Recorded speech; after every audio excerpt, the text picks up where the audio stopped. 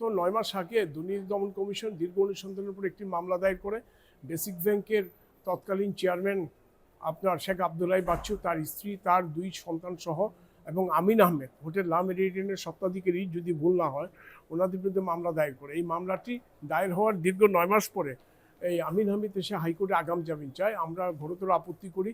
আমিন আহমেদের আগাম জামিন না দিয়ে হাইকোর্ট ডিভিশন ডাইরেকশন দেয় এবং 6 সপ্তাহের মধ্যে ওনাকে আত্মসমর্পণ করার নির্দেশ দেয় এবং এই 6 সপ্তাহের মধ্যে ওনাকে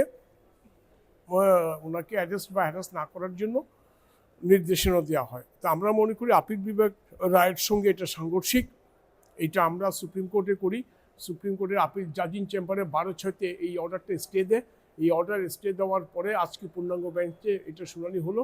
শুনানি হয়ে হাইকোর্টের দিয়ে আদেশ বাতিল করে দিল এবং 1 সপ্তাহের মধ্যে উইদিন এ উইক ওনাকে মেট্রোপলিটন সিনিয়র স্পেশাল জাজের কাছে সারেন্ডার করতে বললো এবং ওই আমিন আহমেদকে, এবং উনি যদি সারেন্ডার না করে তাহলে তাকে অ্যারেস্ট করার একটি নির্দেশনা দেওয়া হয়েছে। এই ক্ষেত্রে যে বেসিক ব্যাংক, হ্যাঁ দেখুন, বেসিক ব্যাংকের শেখ আবদুল্লাহ বাচ্চু উনি 59টা মামলায় হাইকোর্ট ডিভিশনে এফিডেভিট করে আগাম জামিনের দরখাস্ত জমা দিয়েছে, আমাদেরকে কপি দিয়েছে। দুঃখজনক হলেও সত্যি আমরা কোথাও লিস্টে পাচ্ছি না। দ্যাট মিনস উনি আগাম জামিনের দরখাস্ত দিয়ে পালিয়ে গিয়েছে এবং ওনার বিরুদ্ধে 58টা মামলায় ওয়ারেন্ট আছে। আপনারা খুঁজছেন?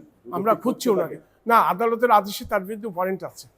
আদালতের নির্দেশ, আদালতের আদেশ তামিল করবে পুলিশ এবং দুদক, এবং আদালতের আদেশ আছে, ওয়ারেন্ট আছে ওনার বিরুদ্ধে 58টা মামলা। বলছেন যে আবেদন করে উনি পালিয়ে গেছেন? ওনাকে তো যে আবেদন করেছে সে আবেদন তো লিস্টে আসেনি, মুভ করেননি। তাহলে ওনার অবস্থান কোথায়? আমরা তো ওনার অবস্থান পাচ্ছি না। আমরা প্রতিদিন লিস্ট খুঁজি শেখ আবদুল্লাহ বাচ্চুর 58টা আগাম জামিন আসছে কিনা, কোথাও লিস্টে আসছে না। আজকে 2 মাস যাব। এখন জন্ম সনদ দিয়ে খোলো বিকাশ স্টুডেন্ট অ্যাকাউন্ট। নিজের বিকাশ নিজে কর।